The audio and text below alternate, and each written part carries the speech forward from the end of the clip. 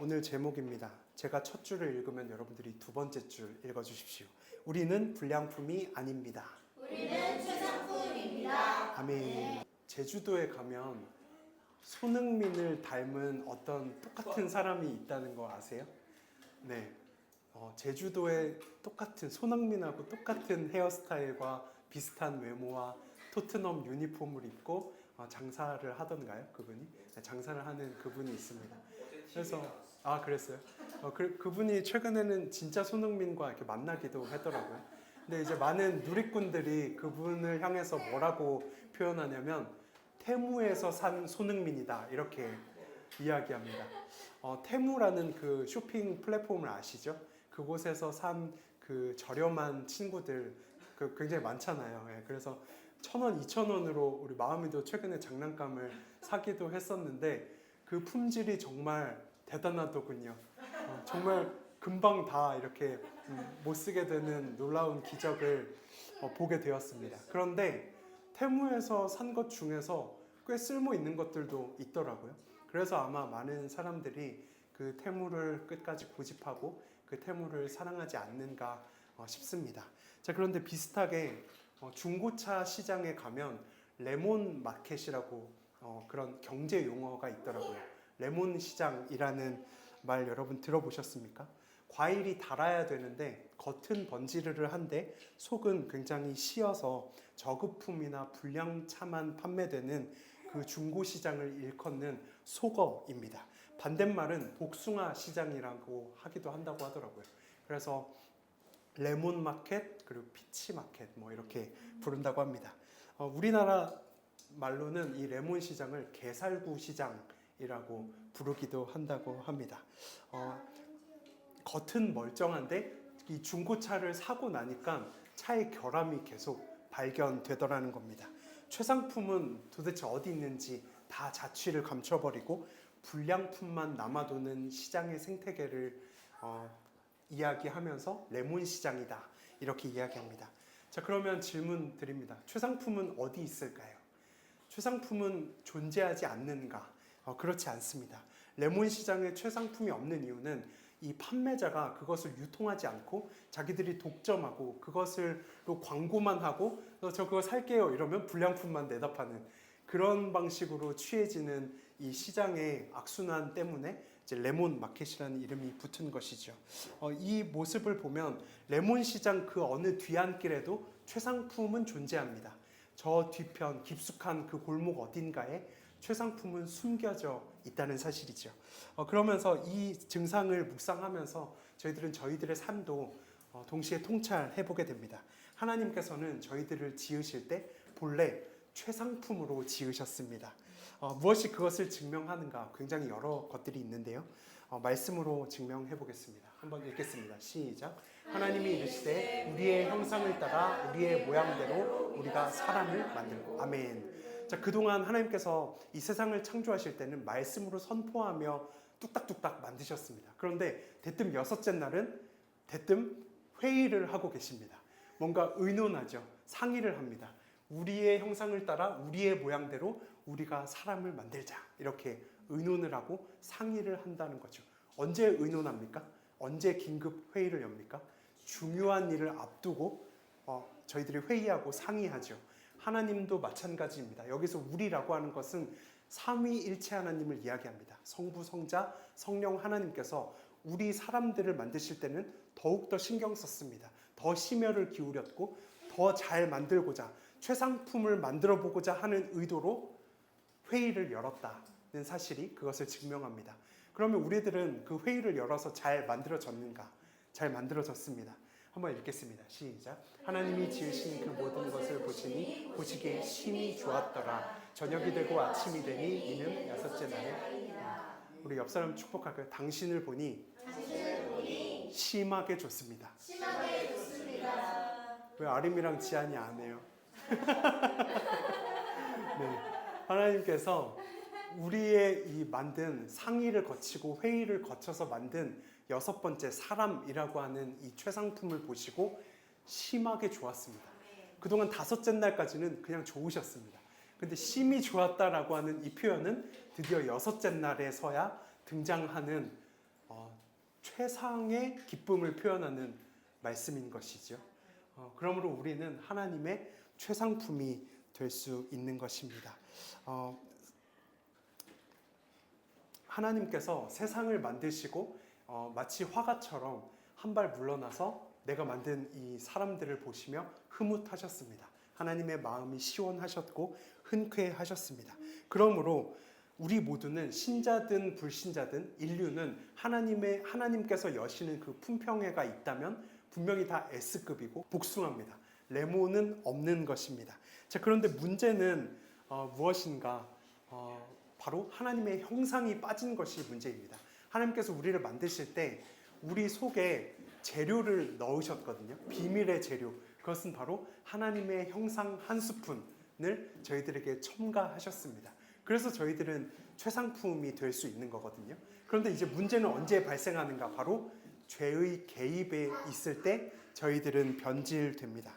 죄가 이 세상에 들어오고 나서부터 저희들은 변해가고 상해가고 있습니다. 불량품이 됩니다. 하나님께서 우리들을 만드셨을 때 빛과 소금의 역할을 감당하시기를 원했거든요.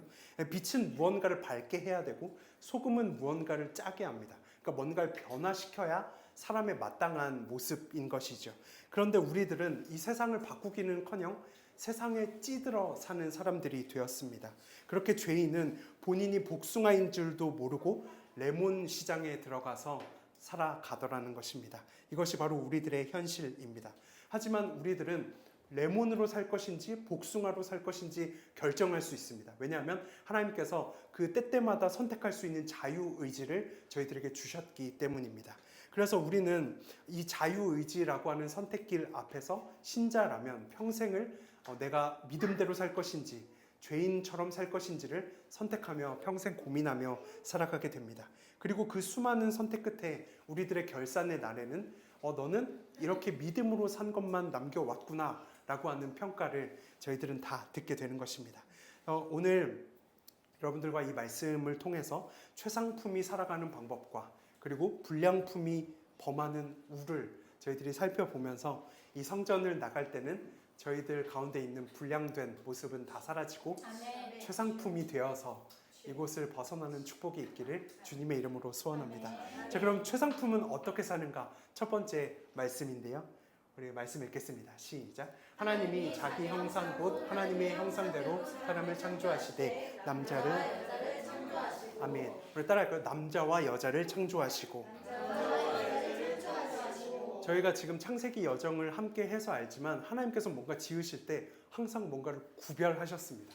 낮과 밤을 구별하시고 그리고 이 세상에 있는 풀도 채소도 생물도 새도 가축도 짐승도 다 종류대로 지으시고 구분하시고 구별하셨습니다. 사람도 그럴까요? 사람도 그렇습니다. 사람도 남자와 여자를 구별하여 지으셨습니다. 그리고 이 위에 아까 전에 제가 이야기했던 풀, 채소, 생물, 새, 가축, 짐승 이런 것들은 누군가 특별히 돌보지 않아도 본능대로 살아갑니다. 그런데 사람은 조금 다릅니다. 사람은 본능대로 살아가지 않습니다. 사람은 어떻게 사는가? 사람은 형상대로 삽니다. 지금 하나님이 여기 남자와 여자를 구별하시긴 했는데 가장 더 앞선 기준은 무엇인가 봤더니 형상대로라고 하는 기준입니다. 왜 앞에 붙어 있을까요? 더 중요하기 때문입니다.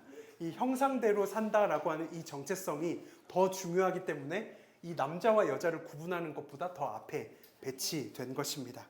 저희들은 남자와 여자로 구분되었고 이 세상 사람들은 다 각양각색의 모습으로 살아가고 있습니다. 이 전 세계의 지금 인구가 81억 명이라고 합니다.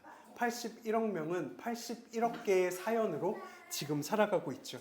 남자로 여자로 사장으로 직원으로 아버지로 어머니로 학생으로 그런 정체성으로 다 다르게 살아가고 있습니다. 하지만 우리는 본능대로 살지 않고 하나님의 형상대로 살아가는 존재인 것입니다.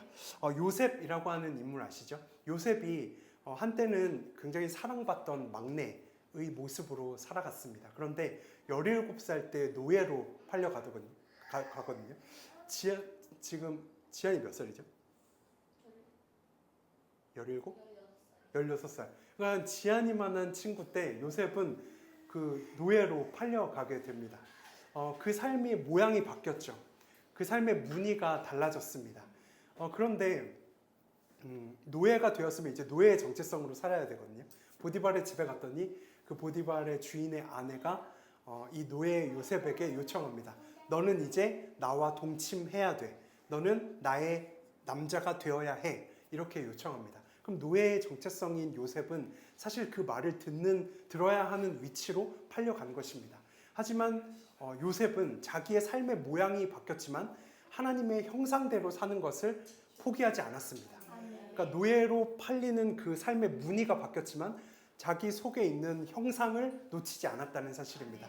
그래서 이렇게 고백하죠. 읽겠습니다. 시작. 여인이 날마다 요셉에게 청하였으나 요셉이 듣지 아니하여 동침하지 아니할 뿐더러 함께 있지도 손절했다는 것입니다. 하나님의 형상이 그의 속에 싱싱하게 살아 숨쉬었기 때문이죠. 읽겠습니다. 시작. 그 여인이 그의 옷을 잡고 이르되 나와 동침하자. 그러나 요셉이 자기의 옷을 그 여인의 손에 버려두고 밖으로 나가매. 계속해서 하나님의 형상이 살아있는 모습을 보여주고 있습니다. 심지어 어떻게 소리 지르는가 이렇게 외치고 있습니다. 시작. 내가 어찌 이 큰 악을 행하여 하나님께 득죄하리. 아멘. 우리 한번 따라할까요? 하나님께 득죄하리이까. 한 번 더. 어찌 하나님께 득죄하리이까. 네. 저희가 하나님의 형상대로 살려고 하면 자꾸 세상의 형상들과 충돌하는 때가 옵니다. 하나님의 형상과 반대되는 모습들이 저희들을 유혹하는 때가 옵니다. 제가 운전병으로 군 시절에 근무하던 때에 어떤 겨울날이었는데요. 저는 이제 2.5톤 그 트럭을 운전했거든요. 그런데 어느 날 그 대대장을 몰던 그 운전병이 휴가를 가게 돼서 제가 그 대대장님을 트럭으로 한 주 동안 모시게 되는 그 기간이 있었어요. 그런데 어느 날 전화가 와서 마병장 나를 데리러 지금 집으로 와 이렇게 얘기하더라고요. 근데 이제 그 당시 운전병의 행동 강령은 옆에 간부나 누군가가 같이 타야 2명이 있어야 그 부대를 나갈 수 있거든요. 근데 이 대대장이 권세가 너무 하나님 같아서 저한테 그냥 오라는 거예요. 그냥 데리러 지금 빨리 오라는 거예요. 왜냐면 자기가 대대장이기 때문에 거기서 자기한테 뭐라고 할 수 있는 사람이 아무도 없었거든요. 그래서 저는 이제 군인 정신이 속에 있으니까 혼자 나가면 탈영이 되거든요. 그래서 이제 제 위에 있는 직속상관한테 가서 소대장님, 대대장님이 지금 사람은 태우지 말고 저만 집으로 오랍니다. 이렇게 제가 보고를 했습니다. 그랬더니 그분의 그 흔들리던 눈빛을 저는 지금도 잊을 수가 없습니다. 그때 소대장님이 뭐라고 했냐면 나와 함께 가자 이렇게 얘기하시더라고요. 그래서 이제 그분이 차에 옆에 동승하고 대대장님을 데리러 가서 대대장님은 제 옆에 태우고 그분은 눈이 그렇게 오는데 트럭 뒤에 이렇게 흰 눈을 맞으면서 앉아서 갔습니다. 그래서 제가 그분을 향해서 최상품의 군인은 다르구나. 2번 고민하지 않는구나 라고 하는 것을 느끼게 되었습니다. 우리가 하나님의 형상대로 살고자 하면 삶의 여러 모양으로 저희들에게 유혹이 찾아옵니다. 로비를 하면 이익이 있을 거라고 합니다. 편법을 취하면 우리의 삶이 조금 더 부유해질 거라고 합니다. 주일날 공부하면 성적이 오를 거라고 합니다. 주일날 장사를 하면 우리가 더 돈을 많이 벌 수 있다라고 세상은 이야기합니다. 하지만 우리는 그때 소리쳐야 합니다. 뭐라고 소리쳐야 하는가? 내가 어찌 하나님께 득죄하리요. 이 선포로 우리는 죄 앞에서 단호할 수 있어야 됩니다. 우리 가운데 있는 하나님의 형상과 반대되는 모습이 저희와 부딪힐 때 저희들은 소리 질러야 됩니다. 어찌 하나님께 득죄하리이까? 나는 그럴 수 없습니다. 라고 하며 하나님의 형상대로 살겠노라. 저희들은 결단해야 하는 것입니다. 우리 메시지처치 성도님들이 하나님 앞에서 언제나 가장 싱싱한 최상품의 정체성을 가지고 나는 예수로만 살겠다. 우리 오늘 불렀던 찬양처럼 나는 예수로만 살겠다. 결단하며 나아가는 귀한 축복이 있기를 이 말씀 빌려 주님의 이름으로 소원합니다. 자, 두 번째인데요. 두 번째는 최상품은 받은 복으로 살아갑니다.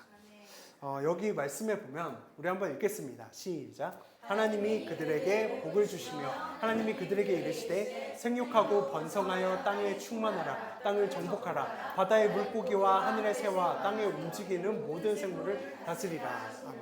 아멘. 하나님께서 저희들에게 창조 명령을 하셨습니다. 다른 말로 문화 명령을 하셨습니다. 다른 말로 오중 명령을 주십니다. 그 오중 명령은 무엇인가 봤더니 생육, 번성, 충만, 정복, 다스림입니다. 생번, 충정다. 네, 이렇게 외워도 되겠습니다. 하나님께서 저희들에게 이렇게 오중 명령을 주셨거든요. 자, 그런데 그냥 냅다 이렇게 오중 명령을 주신 것이 아니고 복을 주시면서 명령하십니다. 그럼 우리는 생각해 봐야 합니다. 우리가 생번, 충정다를 지키면 복을 받을까요? 복을 받을 수도 있지만 그것은 성경이 말하는 복의 개념과는 너무 다르다는 사실을 알아야 합니다. 우리가 무엇인가가 생기면 복이고 뭔가가 부재가 생기면 복이 없다? 복의 수준은 그렇게 저급하지 않습니다. 하나님께서 말씀하시는 복의 수준은 하나님과의 동행이며 교제이며 그 복 가운데 거하는 것이 복입니다. 그러므로 하나님께서는 우리들에게 복을 주실 때 조건을 걸지 않습니다.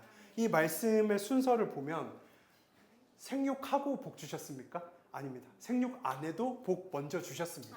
번성 없어도 복 주셨습니다. 충만 없습니다. 우리 삶의 성취 아직 없습니다. 이룬 것이 없고 우리들 삶이 아직 지경이 넓어진 것이 아닙니다. 하지만 하나님께서 먼저 그들에게 복을 주시고 그 복 가운데 거하면서 생육도 하고 번성도 하고 충만도 하고 정복도 하고 다스리게 하셨다는 사실입니다. 이것이 바로 복의 개념인 것을 저희들은 잘 확인할 수 있어야 합니다. 탕자의 비유 말씀인데요. 탕자가 어느 날 재산 모든 걸 다 탕진하고 아버지께 돌아왔습니다. 그런데 아버지가 가락지도 끼워줘, 포옹해줘, 고기를 잡아서 파티도 열어주고 가장 좋은 옷을 입고 입맞춤 해줍니다. 그때 형이 질투했어요. 그 부분이 마음에 들지 않았습니다. 아버지 저한테는 염소 새끼 한 마리 잡아서 기쁘게 해주신 적 없으면서 왜 저렇게 탕진한 동생만 감싸주시고 사랑해 주십니까? 이렇게 이야기합니다. 그때 이 아버지가 이 형에게, 그 삐진 형에게 무엇이라고 대답하는지 저희들은 확인해야 합니다. 함께 읽겠습니다. 시작. 아버지가 이르되 예 너는 항상 나와 함께 있으니 내 것이 다 이것이려되. 아멘.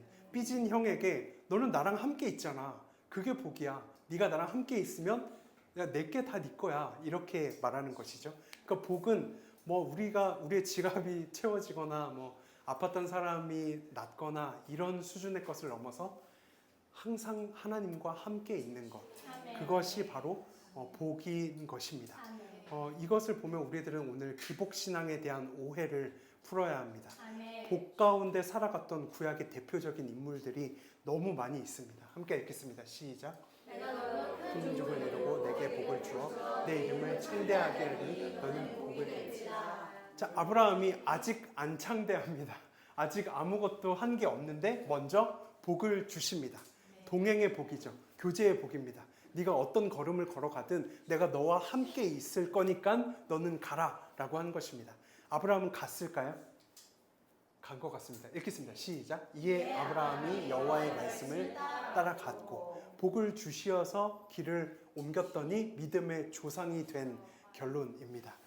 이삭도 볼까요? 읽겠습니다. 시작. 전능하신 하나님이 네게 복을 주시어 네가 생육하고 번성하게 하여 네가 여러 족속을 이루게 하시고 아브라함의 허락하신 복을 내게 주시되 너와 함께 네 조상에게 주사 하나님이 아브라함 땅에게 주신 땅 곧 네가 거류하는 땅을 네가 아멘.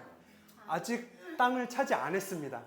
땅 아직 차지 안 해도 복을 주셔서 땅을 차지하게 하시는 겁니다. 이것도 역시 하나님의 동행이 약속된 복인 것입니다. 우리 야곱도 읽을까요? 시작. 야곱이 밧단 아람에서 돌아오매 하나님이 다시 야곱에게 나타나사 그에게 복을 주시고 하나님이 그에게 이르시되 네 이름이 야곱이지만은 네 이름을 다시는 야곱이라 부르지 않겠고 이스라엘이라. 아멘. 야곱이 이스라엘로 이름이 바뀐 거 아시죠? 그런데 이름이 바뀌고 아직 하루도 안 살았어요. 하루도 아직 안 살았는데 먼저 복을 주시면서 그 이름처럼 살아내라라고 이야기하십니다. 하나님은 항상 잘해야 복 주시는 것이 아니고 복을 주시고 그 복을 누림으로 나아갔습니다. 그리고 그들은 다 성공했고 믿음의 선진의 이름을 다 올렸고 그들은 지금도 우리들에게 존경받습니다. 조금 전에 나눴던 요셉의 이야기를 조금 더 하려고 하는데요. 요셉이 17살에 노예로 팔려갔거든요. 감옥에도 들어갑니다. 요셉은 그 상황이 억울했습니다. 이해되지 않았습니다. 하나님이 그의 삶을 몰 이해 속으로 집어넣으셨습니다. 그런데 요셉은 그 몰 이해를 이해하려고 하지 않습니다. 하나님이 나를 몰 이해 속에 두셨으니 그냥 몰 이해 속에서 사는 방식으로 요셉은 살아갑니다. 하나님이 몰 이해 속에 그를 두시면 몰 이해 속에 살고 하나님이 고난을 주시면 고난 속에서 신뢰하면서 살기만 했습니다.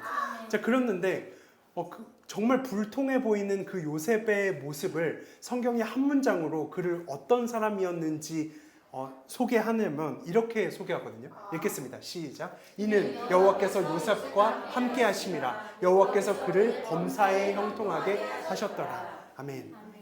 요셉이 범사에 형통했습니까? 노예로 팔려갔는데 그게 범사의 형통입니까? 범사의 불통 아닙니까? 그런데 하나님께서는 그가 하나님과 함께 있었기 때문에 그 자리는 분명히 형통했다라고 정의 내려주는 것입니다. 그리고 이렇게 기록하죠. 읽겠습니다. 시작. 여호와께서 요셉과 함께 하심으로 그가 형통한 자가 되어 그의 주인 애굽 사람의 집에 보디발의 집에 들어가도 그는 형통한 자가 되는 것입니다. 노예로 팔려가도 형통한 자가 되는 것입니다. 하나님이 직장에서 어느 날 우리들을 경질시켰다. 형통한 일이 될 수 있습니다. 하나님이 나의 지갑을 텅텅 비게 만들었다. 형통할 수 있습니다. 하나님이 나의 건강을 앗아갔다. 하나님이 어느 순간 내 주변에 나의 가족을 앗아갔다. 하나님께서 함께 하셨다면 그것도 형통으로 해석될 수도 있는 것입니다. 하나님께서 함께 하셔서 내가 먼 훗날 그 사건으로 말미암아 하나님을 더 의지하고 하나님께 더 매달리게 되었다면 나에게 생긴 여러 사건들은 훗날 다 형통의 사건이 될 수 있는 것입니다. 그러므로 우리는 복을 제대로 이해해야 하는 것이죠. 시편 말씀에서 복 있는 사람의 자리는 시냇가입니다. 시냇가에 붙어 있는 사람은 심은 나무가 그 잎사귀가 마르지 않고 형통하리로다라고 기록하고 있습니다.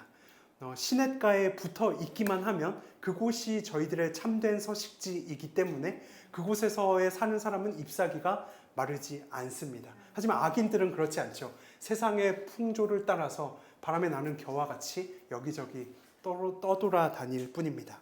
그렇게 떠돌아다니는 사람을 보시며 하나님께서는 너는 불량품이구나 라고 이야기하실 것입니다. 동물원에 가면 이런 용어가 있는데요. 주코시스라는 단어가 있습니다. 동물원의 주라는 단어와 사이코시스라는 정신질환, 그러니까 동물원 속에 있는 불안 증세를 나타내는 단어가 주코시스라는 단어입니다. 동물원은 참 좋은 곳일까요? 좋은 곳입니다. 많은 돈을 들여서 최고의 우리를 만들어주고 전문 사육사가 고용됩니다. 때가 되면 밥도 주죠. 추우면 난방 켜줘. 더우면 물 뿌려줘. 정서에 좋은 음악 24시간 다 틀어줍니다. 당직까지 서면서 그 동물이 아픈지 아는지 다 그들을 돌봅니다. 많은 인력과 지혜와 돈이 동물원에 들어가고 있습니다. 그들은 과연 복 받았습니까? 이 사진을 보니 복 받지 못한 모습으로 벌벌 떨고 있는 것 같습니다. 사람이 아무리 그들을 채우려고 해도 그들의 필요를 진정으로 채울 수 없습니다. 왜냐하면 동물들의 참된 서식지는 동물원이 아니기 때문에 그렇습니다. 동물들은 자연에서 뛰어야 복된 존재들입니다. 이 증상을 보면서 동물들은 지금 여기에서 똑같은 구간을 반복해서 돌아다니거든요. 눈빛엔 초점이 없고 우리들이 동물의 왕국에서 보던 그런 용맹함은 없습니다. 심지어 동물원의 동물들은 자기들을 긁고 자살도 한다고 합니다. 이런 증상들이 과연 동물원에서만 볼 수 있는 것인지 저희들은 질문하고 싶습니다. 그렇지 않죠. 이 세상을 살아가는 모든 인류가 지금 마치 주코시스에 빠져 사는 사람들과도 같습니다. 지금 저희들이 예배를 드리는 이 1시간 속에도 3명의 한국인이 벌써 자살했습니다. 저희들은 이 세상의 첨단 사회 같은 데서 모든 것이 제공된 삶을 살아가지만 마치 동물원에 있는 벌벌 떠는 원숭이처럼 그렇게 벌벌 떨며 살아가고 있는 것입니다. 왜 그럴까요? 우리가 하나님의 복 가운데 거하지 않기 때문에 그렇습니다. 동물들이 자연에서 뛰어놀아야 하듯 우리들은 하나님의 복 가운데에서 뛰어놀 수 있어야 됩니다. 우리는 그때 가장 복된 존재가 될 수 있습니다. 우리 메시지처치 성도님들이 이 복의 개념을 잘 이해하시고 기복신앙으로 빠지지 마시고 뭔가 잘해야 복 받는다는 것은 기복신앙입니다. 기복신앙을 정리해 드릴까요? 기복신앙은 하나님을 이용하는 겁니다. 하나님을 사다리로 쓰는 겁니다. 하나님께서 나의 지갑을 채워주시면 찬양하고 텅 비게 만드시면 그 사다리를 걷어차고 뒤통수를 칩니다. 원망을 합니다. 하나님의 뒤통수를 치는 크리스천, 그것은 창조주의 입장에서 보면 불량품에 불과한 것입니다. 우리 메시지처치 성도님 여러분들이 참된 복을 아시고 그 하나님의 복 가운데 거하는 축복이 있기를 주님의 이름으로 소원합니다. 자, 우리 이제 마지막 최상품의 모습인데요. 마지막 최상품의 모습은 예배자로 살 때 최상품입니다. 한번 따라할까요? 예배자로 살 때 최상품입니다. 길지만 읽겠습니다. 시작. 하나님이 이르시되 내가 온 지면에 심있는 모든 채소와 씨가진 열매 있는 모든 나무를 너희에게 주노니 너희의 먹을 거리가 되리라. 또 땅의 모든 짐승과 하늘의 모든 새와 생명이 있어 땅에 있는 모든 것에게 내가 모든 푸른 풀로 주라 하시니 그대로 되니라. 하나님이 지으신 그 모든 것을 보시니 보시기에 심히 좋았더라. 저녁이 되고 아침이 되니 아멘. 29절과 30절에 제가 체킹한 부분을 보면 먹을거리를 공급해 주시는 하나님을 발견하게 됩니다. 저희들은 먹으면 됩니다. 하나님께서는 성경에 자주씩 이렇게 공급자로 나타나셨습니다. 만나와 메추라기를 공급해 주시기도 하고 기름이 떨어지지 않게도 하시고 생명의 떡도 주시고 물고기도 주시고 그렇게 5,000명을 먹이기도 하는 공급자 하나님으로 나타납니다. 그런데 오해하지 말아야 하는 한 가지는 꽁으로 먹은 건 아닙니다. 뭔가 액션이 있었을 때 주셨습니다. 순종을 했다거나 무언가 일을 했을 때 무언가 장치가 있었을 때 하나님께서 잘했다라고 하면서 공급해 주셨지요. 자, 그런데 오늘 이 본문 말씀에 무언가를 했다라고 하는 말이 사실 숨겨져 있습니다. 그 태도는 무엇인지 아십니까? 그것은 바로 경작이라는 것입니다. 하나님께서 저희들에게 씨 가진 것들을 주셨습니다. 첫 열매들을 다 주셨어요. 그러면 따먹으면 거기에 뭔가 자라야 될 거 아닙니까? 그럼 물도 줘야 됩니다. 자, 그럼 이 말씀 속에는 사실 숨겨진 우리들의 태도가 숨겨져 있습니다. 우리들에게 요구하는 태도는 바로 땅을 갈고 일구고 경작하는 태도입니다. 우리가 그 창조의 그때의 천국을 만약에 그림으로 그려보라고 하면 막 되게 진수성찬이 차려져 있고 예쁜 접시에 플레이팅된 그런 세척된 과일들을 떠올릴 수 있는데 사실 그렇지 않았습니다. 하나님의 창조의 내력에 그 당시는 그렇지는 않았습니다. 한번 읽을까요? 읽겠습니다. 시작. 이것이 천지가 창조될 때에 하늘과 땅의 내력이니 여호와 하나님이 땅과 하늘을 만드시던 날에 여호와 하나님이 땅에 비를 내리지 아니하셨고 땅을 갈 사람도 없었으므로 들에는 초목이 아직 없었고 밭에는 채소가 나지 아니했습니다. 사실 그 날에는 굉장히 뭐가 없었습니다. 뭐가 없었기 때문에 뭔가를 하기 위해서 땅을 갈 사람으로 아담과 하와를 그 에덴 동산에 두셨다라고 성경은 기록하고 있습니다. 그러므로 사람이 땅을 간다라고 했을 때 이것은 뭔가 죄가 들어와서 저주받은 그런 사건이 아닙니다. 오히려 하나님께서는 땅을 갈 사람으로서 아담과 하와를 에덴 동산에 두시고 땅을 갈게 하셨습니다. 그런데 땅을 갈다라고 할 때 이 땅을 갈다라는 이 어원은 아바드라고 하는 단어인데요. 아바드는 두 가지 뜻이 있습니다. 첫 번째 뜻은 예배하다, 두 번째 뜻은 일을 하다입니다. 자, 그러므로 아담과 하와에게 그 당시에 주일 예배는 없었거든요. 뭐 11시에 모여서 그런 거 없었거든요. 아담과 하와에게 주일 예배는 뭐였냐면 땅을 경작하는 것이었습니다. 일과 예배가 구분되지 않고 예배와 일이 별개가 아니었습니다.